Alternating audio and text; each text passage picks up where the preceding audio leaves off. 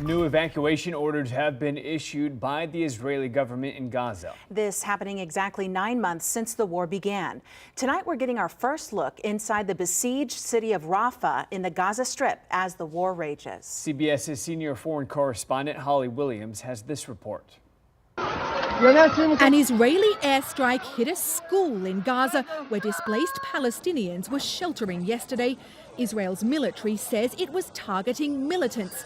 At least 16 people were killed, according to the Hamas-run health ministry. It says the death toll in Gaza passed 38,000 this past week. Yet there's also renewed hope here for a ceasefire after Hamas responded to a plan that was outlined by President Biden back in May, and Israel's Prime Minister Benjamin Netanyahu agreed to send a delegation to restart stalled negotiations. The US may be pushing its ally to agree to a ceasefire, but Israel doesn't always do what Washington wants. It launched a ground offensive in Rafah in May, despite the objections of the US.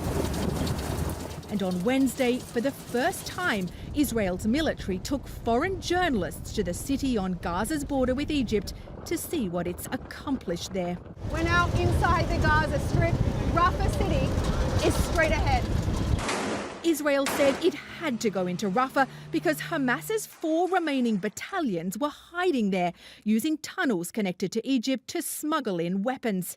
Israel's military claims it's killed more than 900 militants in the city, though it's also killed civilians, exactly what the US was worried about. Israel's military says that we are standing above a terror ecosystem, a web of tunnels that were used by the militants. But above ground, all we can see is destruction on a scale that is really impossible to adequately describe. So I'm going to let my cameraman do the work. I'm going to let the pictures do the talking. This is a wasteland. The only people that we're seeing are Israeli soldiers. Hamas leaders are still at large, according to Israel's military. Do you know what's happening? Why is there all this gunfire? Those gunfires are part of outgoing gunfire. We are in a war zone. This is protecting the area, and you're now in the area. Shortly after that, we were told to move. If peace does finally come to Gaza, this shattered strip of land will need to be rebuilt from the ground up. Holly Williams, CBS News, Rafah in the Gaza Strip.